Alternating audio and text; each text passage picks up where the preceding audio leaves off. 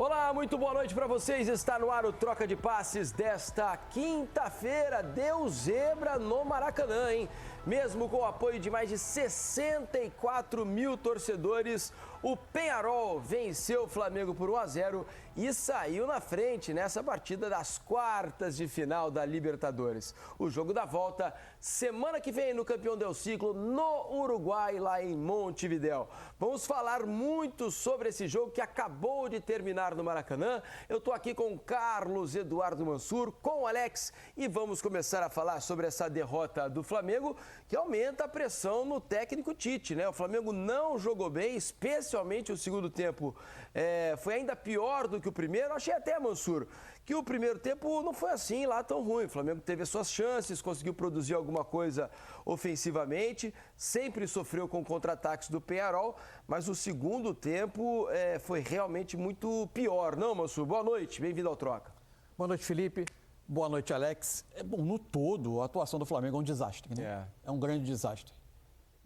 Talvez no jogo dos mais importantes jogos dessa reta final de temporada, o Flamengo, que ao longo do ano sempre esteve, talvez certamente aquém do rendimento que se idealizou para o elenco, e a gente pode discutir uma série de causas, e não é necessário colocar todas e personificar e centralizar todas numa pessoa só, mas o Flamengo que atravessa a temporada sempre com uma expectativa de rendimento e que aparentemente não foi realizado ou poucas vezes foi realizado, o Flamengo chega na reta final de temporada, uma das partidas mais importantes desse período final de ano, que vai definindo a situação em vários torneios, e o Flamengo faz certamente uma das piores partidas do ano. Se você pensar em termos de importância do jogo, o que estava em jogo e a qualidade da exibição, é provavelmente uma das piores atuações, das mais decepcionantes do ano, né? O Flamengo teve um início de jogo que sofreu demais em cada perda de bola. Aliás, acho que os problemas defensivos que o Flamengo mostrou com o contra-ataque do Peñarol tinham ligação direta com a forma de atacar e não com a forma de defender. O Flamengo era um time apressado, que acelerava jogo, que corria para frente a todo custo, contra o adversário que estava fechado, justamente esperando que o Flamengo se espaçasse ao lugar de se instalar no campo de ataque como uma equipe coesa, que o Flamengo se espaçasse correndo com a bola para ter esses espaços de contragolpe e acaba achando o gol dele num lance que eu acho que tem uma série de falhas, desde a falha do Pulgar no passe, até a forma de tentar conter o contra-ataque. O Léo Pereira correndo para trás, por trás da linha defensiva, termina dando opção a todo mundo. E a partir daí, o Flamengo tem os 15 minutos finais de primeiro tempo, para mim, são o melhor momento do Flamengo no jogo. O Flamengo consegue criar mais, consegue encontrar um espaço para o Bruno Henrique jogar. Nem tanto como 9, nem tanto como ponta, agredindo a partir de um corredor mais intermediário. O Flamengo consegue ter um pouquinho de lucidez para criar alguma coisa, e o segundo tempo, quando se esperava que fosse uma continuação da primeira etapa, o Flamengo foi de novo muito mal, talvez pior ainda do que no primeiro tempo, não conseguiu ter em nenhum momento articulação. O Flamengo está nesse final de ano com uma forma de jogar de muita mobilidade, que aposta em muita mobilidade justamente quando ele teve alterações profundas no seu sistema ofensivo, com muitos jogadores pouquíssimo habituados a jogar uns com os outros. Essa mobilidade está dando a impressão para quem olha muito mais de algo intuitivo dos jogadores no campo do que movimentos exatamente coordenados para atacar. Então o Flamengo fica dependendo da individualidade, dependendo de cruzamento. Mostrou muito pouco o Flamengo para furar uma defesa fechada, e aparentemente vai ser muito mais difícil furar essa defesa, que provavelmente o Peñarol não vai se abrir em Montevidéu tendo essa vantagem, furar a defesa no jogo de volta jogando fora de casa. Mas está completamente aberta, né? A fase de quartas de final. O Flamengo tem total condição de ir ao Uruguai e vencer o Peñarol, porque tem um grande elenco, tem um grande time. Se jogar um pouco mais de bola, tem tudo para conseguir vencer lá o Alex e avançar às semifinais da Libertadores. Sabe o que me chamou a atenção, Alex, além da má atuação do Flamengo? Hoje o Plata foi utilizado como atacante, né? Mas me surpreendeu o posicionamento dele, né? Porque mais por dentro, não na ponta direita, como ele está mais habituado, como a gente, pelo menos eu imaginava que ele fosse jogar quando via a escalação inicial. Fato é que ali ele não conseguiu render o que pode, e o lado direito do ataque do Flamengo ficou muito vazio ali, né? Na parte em que ele esteve em campo, não conseguiu aproveitar muito por ali, né, Alex? Boa noite. Boa noite, Felipe, Mansur, todo mundo que está em casa acompanhando o Troca. Assim, sendo específico na sua pergunta, tem muito dessa questão da desordem daquilo que o Mansur falou, né? Não aconteceu algo para que o Plata também pudesse ajudar. Então parece que às vezes você faz uns movimentos para o lugar errado, na hora certa, aquele negócio de você estar mal posicionado. Se você tem esses caras de beiradas naturalmente que vêm para dentro, e o Gerson hoje é um, e manteve a princípio o nível dele de participação, eu falo no jogo, mas não da maneira efetiva, eu falo assim de dar um passe, chute, fazer um gol, alguma coisa, os laterais ele naturalmente ajuda nisso. Então ou eu concentro alguns atacantes por dentro e ficam laterais por fora, ou você faz o lateral por dentro e alguém tem que estar por fora, porque essa defesa ela estava muito bem postada. E ao passar do tempo no jogo, essa questão do Plata de ser o cara de mais drible que hoje o Flamengo tinha, você poderia, às vezes, testar ele. Uma hora que seja aberto, bem na ponta, pé na linha pela esquerda, mais tempo, ou para ver se dava certo, ou pela direita. Pela direita parece que ele está mais acostumado a jogar. E como não tem o Luiz Araújo, seria uma possibilidade, já que o Gerson estava vindo por dentro e ele poderia compor essa questão do lado esquerdo. Lógico, o Arrascaeta não seria esse cara. O De La Cruz, ele acabou também não ajudando, né? Não fez um bom jogo nesse sentido. Mas o que o Flamengo sofreu mais, eu acho que é naquela questão, e que o Tite ele bate bem sobre a questão da organização. Eu lembro dele lançar isso, da questão da frase do atacar marcando, né? E o Flamengo hoje, algumas vezes, a gente vendo a parte do jogo, você fala, puxa vida, olha lá, Felipe, como é que tá marcando, né, Mansur? A hora que perde a bola, tem um jogador do Peñarol esperando a roubada de bola e o do Flamengo não. Então foi um tipo de jogo decisivo, importante, que no futebol você pode também ganhar jogos, porque às vezes você não é dominante. O Flamengo foi dominante, assim, vamos dizer, com a bola, mas eu falo sem muita eficácia, ser muito efetivo. Só que ao mesmo tempo você consegue criar algo. O Bruno Henrique teve ali, de repente, uma chance de fazer o gol.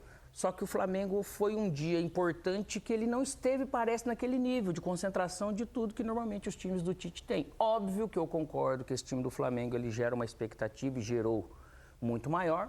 Óbvio que se perdeu muitos jogadores importantes e o último deles, realmente, o Luiz Araújo, que faz muita diferença. O De La Cruz, que sempre fez muita diferença, hoje acabou não fazendo, então acabou não tendo ajuda. Achei também o Arrascaeta também meio discreto, a não ser... Primeiro tempo razoável, o segundo completamente E esses jogadores talentosos, precisa muito deles, na verdade, se não tem movimentos coordenados, a individualidade para fazer a diferença com eles, né?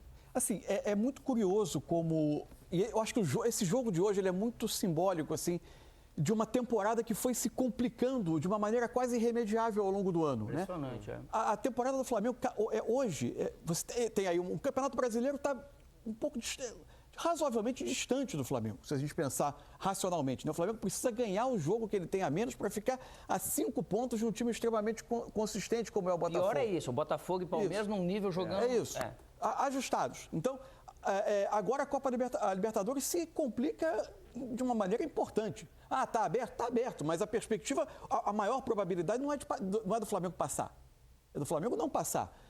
A temporada caminha para um desastre, para mais um desastre em termos de resultado. E se você for pensando assim, o que foi acontecendo ao longo do tempo, o Flamengo teve uma enorme dificuldade de encontrar padrão.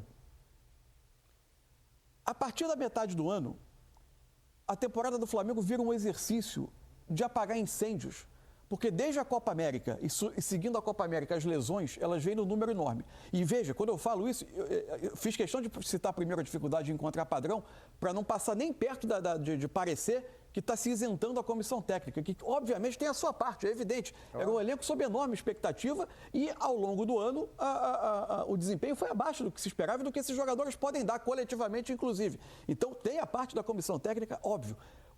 Só que a partir daí entra o contexto. A partir dali vem a Copa América e a sucessão de lesões ela é absolutamente brutal. Não tem paralelo assim, que o Flamengo viveu. A Copa América do Flamengo ali é boa. Enquanto ela é a boa, Copa América mas está acontecendo, o Flamengo tem uma pontuação que talvez seja o melhor momento dele mas em termos de aproveitamento mas é mais do Campeonato Brasileiro. Resultado, mas com uma adaptação na forma de jogar. Não era exatamente o que o Flamengo buscava como time. A partir daí, entra o fora de campo. É impressionante como o Flamengo só foi ao mercado nos últimos dias. Tanto que hoje você tem, quando o time que entrou em campo hoje, o Alexandro, é claramente um jogador em adaptação. Ele fez um bom jogo com o Vasco, mas é um jogador em adaptação. Os 2 jogos seguidos para ele, em 3 dias de espaço, claramente tiveram um preço. Gera um preço. E hoje seria o preço mais alto. Claro, o Plata, para mim, é nitidamente um jogador encontrando lugar no time. E é muito difícil chegar assim, você se encontrar realmente num time. Difícil. Se você pensa no que são também as lesões, a ausência do Pedro, o momento do Gabigol, o Bruno Henrique é um jogador que não é daquela função. Com uma enorme dificuldade de desempenhar. Então, além de tudo, você tem, nesse momento da temporada, um setor ofensivo extremamente mexido e com dificuldade de funcionamento. Para piorar, individualidades muito distantes. O Arrascaeta está fazendo força para jogar. Tá. Claramente ele está fazendo força para jogar. E o De La Cruz hoje, voltando depois de um tempo fora, nitidamente ele não estava nas melhores condições. Muito abaixo hoje, né? Aí algumas coisas me chamaram a atenção no jogo. Não tem como dizer aqui como seria o jogo com o Léo Ortiz titular. E, de fato, eu tinha algumas reservas, pensando antes do jogo, para ser justo, o Léo Ortiz como um 5 com o meio-campo com De La Cruz e Arrascaeta com jogadores de muito mais chegada. Agora, a partir do momento em que se desenhou muito claramente, especialmente após a desvantagem, um jogo contra um adversário muito colocado atrás e que você precisava ter um pouco de pausa, um bom passe, uma boa distribuição, estas têm sido as principais características que o Léo Ortiz tem dado ao meio-campo do Flamengo. E ali, para mim, faltou, a presença dele faltou. Eu estranhei a demora dele em entrar, me surpreendeu. E ele entrou a partir do momento que o Pulgar recebe um cartão amarelo, o Tite fica ali com... Não, entra o Alcaraz primeiro. Isso, mas quando o Pulgar recebe o cartão amarelo, imediatamente ele coloca o Léo Ortiz... Parece que foi o sentido para a troca, né? Isso foi o gatilho ali para ele não correr o risco de perder um jogador, porque ele podia, com o Peñarol tentando contra-ataque o tempo todo, ele poderia ser obrigado a fazer uma falta e o Flamengo perdeu o jogador. Está aí outro exemplo de que o Flamengo se preparou mal para o que vinha na temporada e quando tentou remediar, remediou tarde. Quem olhava o Alcaraz em campo, é possível que o tempo mostre que ele não é um jogador à altura, mas todas as indicações, as avaliações anteriores indicam que é. Ele parecia um jogador tentando entender onde ele estava dentro de campo, com enorme dificuldade de se encontrar. Porque é outro jogador que mal chegou.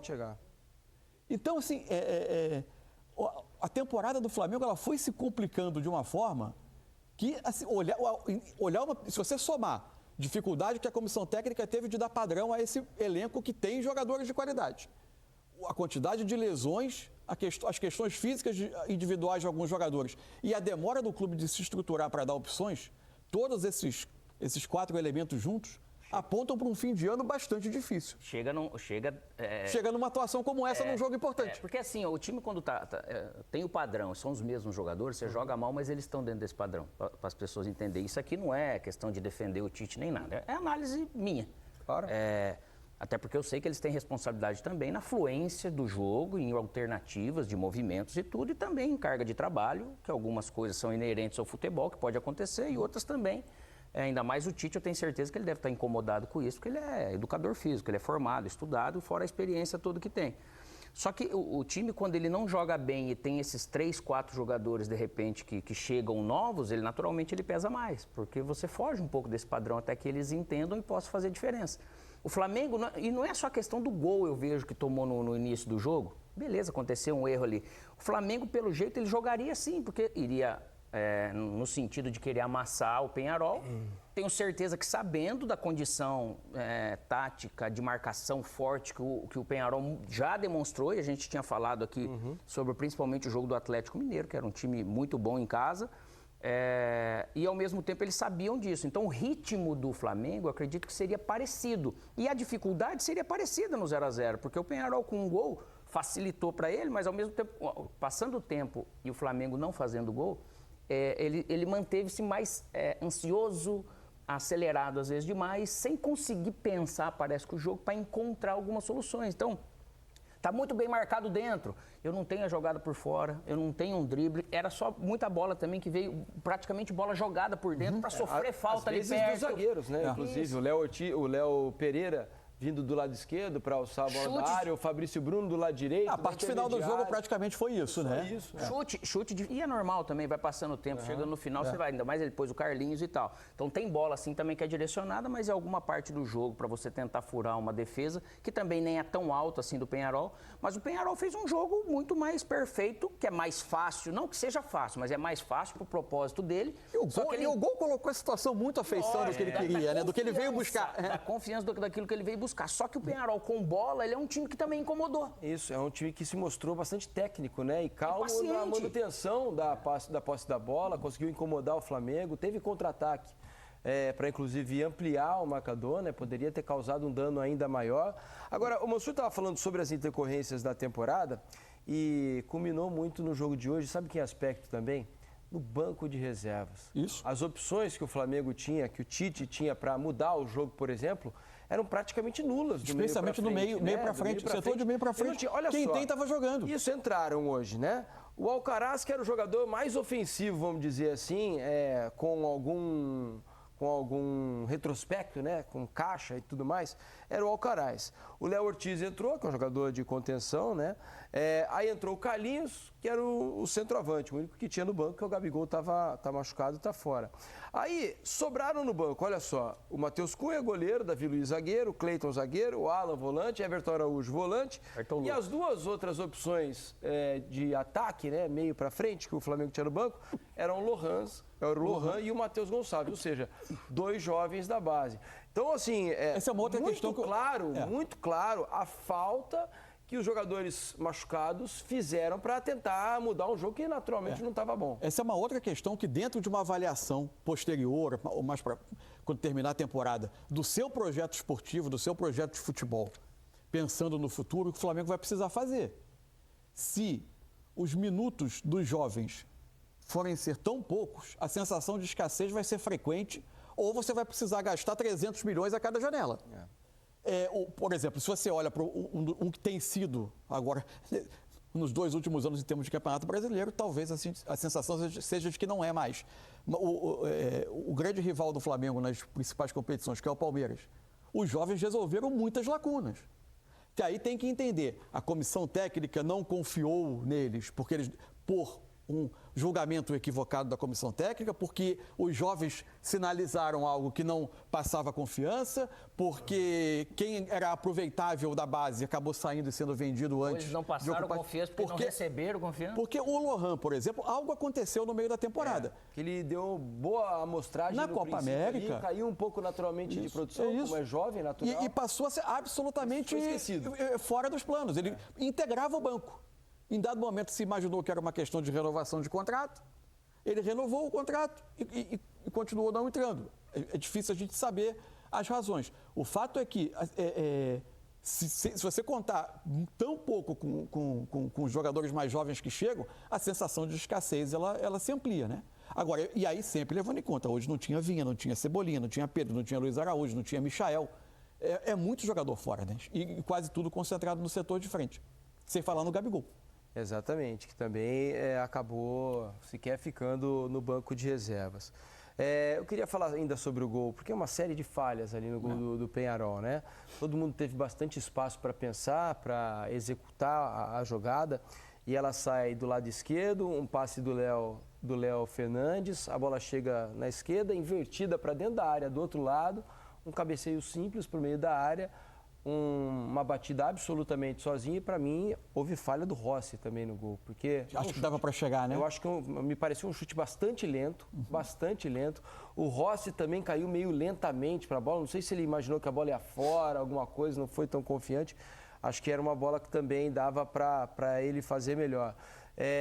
Mas não pode, por mais que o Flamengo esteja jogando em casa, esteja tentando o gol a todo momento, fazer a vantagem no placar, ficar exposto da maneira que ficou, né? Tava muito desorganizado a parte defensiva do Flamengo, né, Alex? Então, aí que tá o detalhe. Parece que... E olha que é uma baita defesa.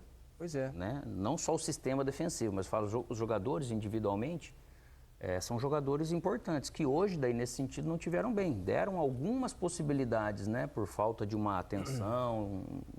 nessa questão de estar com bola, então por isso que parece que não foi um dia feliz para o Flamengo, para um jogo tão importante. E aquilo que o Peñarol, de repente, estudou, eu acredito que ele teve mais facilidade do que ele imaginava para poder contra-atacar. E para poder roubar a bola também, né? Porque, lógico, você está no sistema, às vezes você pensa, se eu roubar a bola aqui, eu vou fazer tal coisa. Normalmente, tem disso. O Diego Aguirre é um cara, não um treinador... expert, não é nada disso, mas é um treinador seguro, inteligente, o cara jogou futebol, E tem as leituras que realmente ele consegue fazer e jogadores para fazer isso. Então ele tem um time competitivo que deu esse trabalho justamente porque o Flamengo acabou permitindo. Cara. Uma curiosidade, eram 5 anos de invencibilidade por Libertadores no Maracanã. Última derrota em 2019 para o Peñarol. Fase de grupo da Libertadores, ainda não era o Jorge Jesus, né? Era a primeira fase, era o Abel Braga, o treinador, que acabou concluindo a fase de grupos, classificou o Flamengo. E a última derrota, exatamente. No meio do ano existe a troca de treinador na parada da Copa América. Pouco antes da parada da Copa América até. Eu ainda acho que hoje, assim, é lógico que um time que vai procurar o jogo e sabendo que o adversário vem para o Maracanã para buscar o contragolpe, ele vai precisar estar muito estruturado. E, em geral, curiosamente, historicamente, os times são assim, né? São muito estruturados, atacam para atacar marcando, né? Agora, eu acho que o descontrole se originou do descontrole com bola. Quando você vai bater com uma defesa, não precisa estar acelerando o jogo o tempo todo, né? Acelerando, tentando passe vertical. O Flamengo parecia ter pouca pausa no jogo. Era um Flamengo que entrou já iniciou o jogo ansioso. E a partir daí as perdas de bola começaram a insinuar. Especialmente dos volantes, né? Especialmente dos volantes. O início de jogo, mas o início de jogo do Pulgar, especialmente, é muito abaixo, né? Muito abaixo. Depois, com o tempo de jogo, o De La Cruz vai tendo uma atuação também de um jogador que não parecia estar totalmente recuperado para jogar o jogo. Ficou alguns jogos fora por causa de lesão, né? Talvez tenha acelerado um pouco o processo para poder estar num jogo importante como esse de hoje. Mas claramente estava no nível abaixo do que costuma apresentar. Porque além do ritmo físico, né, que ele é importante, a gente tem algo que tem a coordenação neuromotora e tem o reflexo. Quando você vai jogar contra o time que marca bem, o reflexo é para você dominar, você conseguir raciocinar sob pressão. E às vezes essa falta de ritmo ela faz diferença nesses momentos. Sabe que ainda o primeiro tempo eu não achei um desastre, né? O primeiro tempo eu achei ok, não foi ótimo. Um gol, né? Porque o Flamengo teve as suas chances, né? Se a gente pensar aqui, ó, eu até anotei alguns lances aqui, olha. Teve a cabeçada do Plata, né? O cruzamento da direita, o Plata se antecipa e cabeceia, a bola trisca na trave e sai. Teve uma bola rasteira cruzada da linha de fundo do lado esquerdo, que o Gerson chega batendo, a bola desvia no meio do caminho, tinha o endereço do gol, a bola desvia no meio do caminho e acelera, e a bola sai. Uma ótima jogada começa com o Gerson, ele toca para o Arrascaeta do lado direito, o Arrascaeta cruza na medida que o Bruno Henrique não costuma fazer aquele gol, essa né? foi uma rara... completamente sozinho, cabeceia na mão do goleiro. Mas é verdade, mas essa é uma rara situação em que o Flamengo teve espaço para acelerar, né? Isso. Por um raro momento do jogo em que o Peñarol saiu e acabou perdendo uma bola a meio caminho, e o Flamengo pegou o Arrascaeta ou o Bruno Henrique. Se você pegar os melhores momentos do jogo, vai ser o único lance do jogo em que você vai ver a defesa do Peñarol correndo para trás. Quase todo o restante do tempo ela está posicionada, esperando, né? Sim. Eu acho que assim, e uma característica do Flamengo, às vezes é um problema, a falta também, de repente, às vezes, de um ritmo físico melhor de Arrascaeta e De La Cruz não te dá condição de uma roubada de bola para que você construa uma transição, que você consiga contra-atacar depois disso. Então, você rouba pouca bola num setor ali às vezes você vai pressionar, mas você não rouba a bola.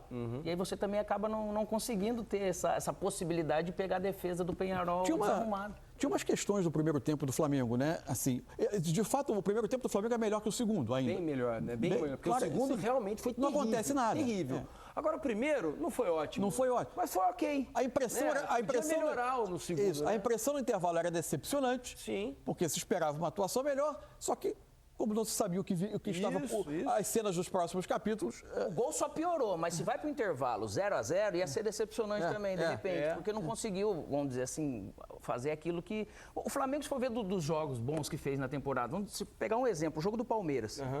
Ele jogou espetacularmente bem aquilo que esperava. E raramente aconteceu esse tipo de jogo no ano, assim, eu falo de você conseguir fazer gol, teve o jogo do Vasco, é óbvio, né? Mas é por isso que, de repente, esse nível de exigência, até hoje a gente não pode comparar, porque lá estava completo nesse jogo do Palmeiras. E hoje, muitas das dificuldades também eram pelas opções que ele tinha.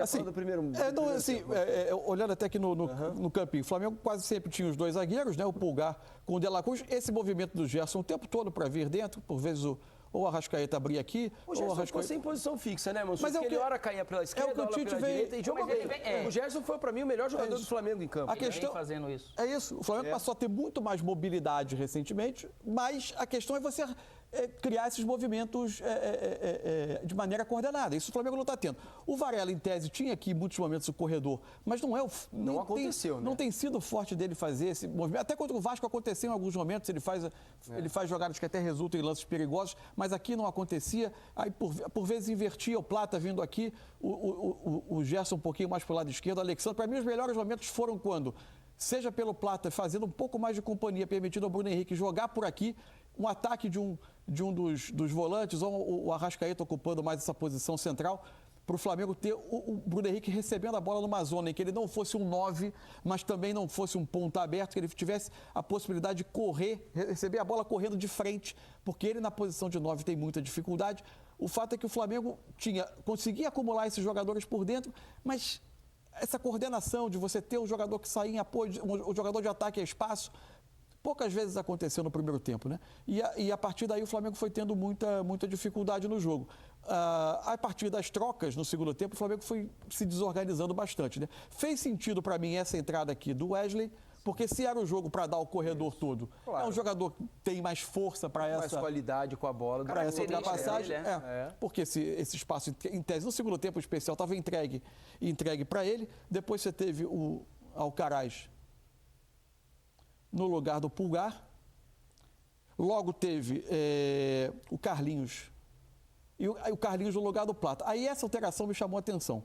Porque a ideia é ter um 9 que pelo menos empurre a defesa um pouquinho para trás para gerar algum espaço. Eu estava olhando agora, o Carlinhos entrou no jogo faltando com 15 minutos de segundo tempo. Significa que ele ficou 36 minutos em campo. Sabe quantos toques na bola ele teve? 5. O mais perigoso foi quando ele tentou a bicicleta. Um dos últimos lances do jogo. O chute do Bruno Henrique, ele tentou a bicicleta e mandou assim, por cima. A participação dele foi muito pequena. O que você podia apostar era que ele, eventualmente empurrando a defesa para trás, gerasse algum espaço, ou que num daqueles cruzamentos ele viesse aproveitar. Mas para ele interferir no jogo tem sido muito difícil, né? Mas ao mesmo tempo, eu tenho a impressão que num jogo como hoje, claro que eu não estou comparando o jogador e nada disso. Qualquer centroavante teria dificuldade hoje, não parece? Porque do jeito que o Flamengo jogou, especialmente no segundo tempo, a não ser que fosse numa bola aérea, e o Carlinhos é bom nisso, porque o Flamengo abusou desse tipo de lance, né? Pouco foi construído para que o atacante, seja ele quem for, tivesse a chance de fazer uma finalização um pouco mais clara, né? Mas talvez na hora que o Flamengo começa a abusar dos cruzamentos, a presença de um jogador como o Pedro, por exemplo, em termos de posicionamento, de colocação. É mais posicionamento, colocação. Você pode ver cruzamento quase nenhum, vai na reta vai na direção do Carlinhos, porque ele está às vezes entre os zagueiros. Ele entrou muito na lateral. Os 5 toques na bola do Carlinhos não dizem só sobre ele. Claramente sobre o time também, sobre a produção. Sobre a produção. Agora, com todo o respeito assim, que a gente precisa ter o atleta, até agora é uma contratação difícil de explicar, né?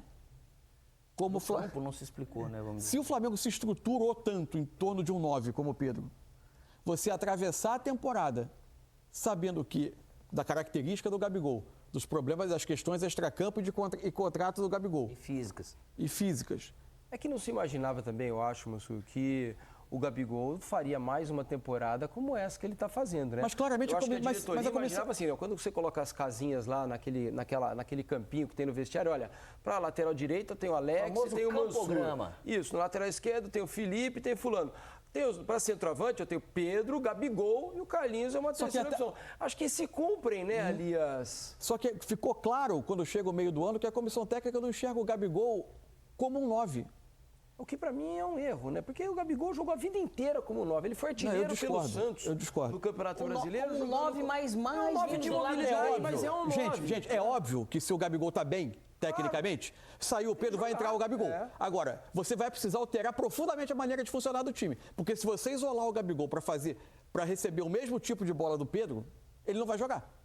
Não é. Porque ele é um jogador diferente. Claro, você tem que criar alternativas. Agora, a partir do momento que você se moldou tanto a esse jeito do Pedro e se desenhando a situação do Gabigol como estava, o meio do ano pediu uma contratação de um centroavante. Aí sim. No começo do ano, eu acho que estava de bom tamanho. Você ter o Pedro, o Gabigol. Claro. E aí contratou o Carlinhos para ter uma terceira opção ali, né? Porque é um jogador que fez um bom campeonato carioca. Então era uma aposta. Claramente uma aposta da diretoria. O Carlinhos vem quando surge a questão da suspensão do Gabigol. Isso. Agora, para o segundo semestre, ali poderia o Flamengo ter atacado o mercado de uma maneira que conseguisse suprir uma eventual falta. Eles também não iam saber que o Pedro ia se machucar, mas corria esse risco, né? Para tentar um jogador de mais peso, de mais nível, para substituir o Pedro, que é muito difícil. Agora, sabe o que me chamou a atenção? Ainda sobre o primeiro tempo, vamos mostrar daqui a pouquinho os números do jogo para vocês aqui, para ver o que eles dizem para a gente. Mas me surpreendeu bastante ainda, em nenhum momento, quase, o Plata, tamanha a dificuldade do Flamengo para construir por dentro, né, e acumulando jogadores ali no centro do campo, por que não o Plata vir jogar mais aberto do lado direito, mais próximo à linha lateral, que é onde ele, ao longo da carreira, com a velocidade, com a força que ele tem, ele podia talvez levar alguma vantagem sobre os defensores adversários, provocar um desequilíbrio e fazer como muitas vezes ele faz na seleção equatoriana, por exemplo, de achar um passe em profundidade para alguém que faça um corte por trás da defesa ou uma finalização, um cruzamento diferente. Em nenhum momento do jogo, né, quase que o Plata veio jogar na ponta direita, que é a função teoricamente preferida dele, né? Até porque do lado esquerdo o Alexandre conseguia chegar. No primeiro tempo era quem estava tentando mas ele fazer mais. Conseguia chegar mais do que o Varela. E ali é um ponto que esse Flamengo, se for ver, ele acostumou realmente ter um ponta sempre aberto também, pelo menos. E quando perde o Luiz Araújo nesse momento que você vê a falta que acabou fazendo, muita na verdade, falta. Porque é um cara rompedor, né? Seja aberto. Era um dos melhores jogadores do Flamengo nesse momento. Do Flamengo e do Brasil, porque ele tem sido impactante. Só que, e seja do lado direito, muito mais ele jogando, mas do lado esquerdo, quando ele foi, ele também conseguiu fazer isso. Mas é duro você, lógico que você poderia colocar o Plata ali, mas exigir que o Plata seja e faça aquilo que de repente o Cebolinha já fez, e chegando no Flamengo por menos que ele jogou, ele também demorou para fazer, que o Luiz Araújo fez em alguns momentos, mas agora que ele está... Então, essa exigência para ele fazer somente a diferença, acabando de chegar agora, também pode ser que seja um pouco mais pesada, mas eu concordo que ele poderia ser o único, de repente, desse time, junto com o Lohan. O Lohan também vem por dentro, mas eu falo assim... é mais meia que o Plata. Mas ele é rompedor. O Lohan é meio atacante de atacar... Mas ele é driblador também, não tem esse negócio de arrastar. Mas eu falo de característica, seria importante para tentar algo diferente. Né? Assim, a minha sensação é que o Tite, quando teve o Plata, que foi a partir do jogo com o Vasco, ele tenta mudar um pouco a forma de jogar. E começar, com uma dupla de ataque, Luiz Araújo e Bruno Henrique. O Plata partindo da esquerda, porque ele preferiu manter o Gerson da direita, porque para o Gerson vir dentro facilita um pouco a movimentação do Gerson. Se é para ele flutuar da ponta para dentro, é mais fácil para ele fazer isso do lado esquerdo, partindo da direita. E aí ele tentou o Plata pela esquerda. E não dá para dizer que não funcionou, né? O jogo com o Vasco do Flamengo foi bom. Só que, além de tudo, foram 15 minutos com esse modelo, porque o Luiz Araújo se machuca. Mas sabe que a questão... E aí entra o Arrascaeta. Quando entra o Arrascaeta, você muda a característica do jogador que está mais próximo do Bruno Henrique e obriga o Bruno Henrique de novo a se transformar quase num 10. A partir daí, agora, houve muitos momentos do jogo com o Vasco e houve momentos hoje em que eles inverteram, né? Plata e Gerson. E o Plata veio um pouquinho. É que assim, eu entendo do Gerson partir do lado direito, não é ruim. É que o Gerson, ele se movimenta tanto no campo que acaba que aquele lado direito fica muito mais vazio. Se você não tem um lateral mais agudo, acaba muito vazio. Então, eu tenho a impressão de que com o Gerson, porque o Gerson ele virou um tudo-campista, né? Ele está jogando em todos os lados do campo, ora na direita, ora na esquerda. Se você fixa o Plata na direita, você causa talvez uma dúvida maior na marcação, né? Porque o Gerson vai continuar flutuando, mas você tem que colocar alguém para marcar um jogador que está... estacionado ali naquela posição, né? Estacionado entre aspas, porque ninguém vai ficar parado. Sim. Mas marcando uma posição e tirando um jogador, teoricamente, do adversário também, do centro do campo, né? Mas aí o Gerson tem que partir do lado esquerdo, né? Não necessariamente, porque o Gerson, assim, qual a posição do Gerson hoje? Eu confesso que fiquei na dúvida, porque o Gerson, ele conseguiu se... De novo, o Gerson, para mim, foi o melhor jogador do Flamengo em campo, mais lúcido. Mas o Gerson está jogando em praticamente todas as posições ali, né, da intermediária ofensiva. O Gerson está em todas, ora na direita, ora na esquerda. Você poderia ter o Gerson e o Arrascaeta mais como meias, assim, nesse sentido, e tendo Pulgar com essa tensão, igual o João Gomes fez na época do Coisa, tendo essa prevalência de ajudar, de repente, o Alexandre do lado esquerdo. Às vezes não é o que o Tite está acostumado a fazer, né? A gente está pensando com a nossa cabeça e ele pensa diferente. Mas esse ajuste em cima do que o Felipe está falando é nesse sentido. Enfim, era uma alternativa, né? Mesmo que não fosse a ideia inicial, talvez ao longo do jogo... Mas é óbvio que também, acho que o jogo não tão inspirado, óbvio, do Flamengo, também passa também muito pelo De La Cruz e eu acho que o Arrascaeta. Teve muitas atuações abaixo, né? Embora o primeiro tempo do Arrascaeta não tenha sido ruim. Ele não foi no nível Arrascaeta. Não, mas ele vai te dar. Mas o Arrascaeta, ele encontra um passe espetacular da cabeçada e uma finalização. Ele bate numa bola boa no gol ali, né? Que obriga o goleiro a fazer a defesa. E ele tentou articular com o Alexandre ali do lado. A minha sensação é que as jogadas que exigem que ele se desloque mais até a bola, que ele tenha ações mais rápidas, as coisas não estão saindo tão naturalmente. Ele não está com agilidade, assim, parece um pouco, fazendo um pouco de força. Às vezes acelerar por necessidade a volta de um atleta. E o Arrascaeta, ele já demonstrou, ele é um cara que ele precisa de tempo para ele entrar no ritmo. Né? Ele não é aquele cara que treina pouco e joga, isso aí eu vi bastante. De às vezes você ter acelerado aquele primeiro jogo que ele voltou e ter dado às vezes um tempo mais de treino para ele. Né? Que ele jogou um primeiro jogo, o outro ele veio para o banco, teve que entrar também, enfim. Ele queimou de repente alguma etapa por necessidade, que acabou faltando nesse jogo importantíssimo. E aí a questão não foi só ele, né? Porque o De La Cruz viveu uma situação parecida também, né? De se machucar recentemente. O nível de regularidade dele é impressionante hoje, né? Na verdade. Pois é, e aí acaba que você não tem dois dos seus melhores jogadores no auge da possível, é humano, mas acaba caindo bem num dia, vamos dizer, infeliz, assim, num jogo importantíssimo, né? Vamos mostrar os números do jogo para vocês aqui. O que é que os números dizem pra gente a respeito desse Peñarol 1, Flamengo 0, hein? Olha só, vai aparecer aqui no nosso super telão. Posse de bola, o Flamengo muito mais com a bola, né? 65% contra 35% do time uruguaio. Foram 17 a 10 finalizações para o Flamengo.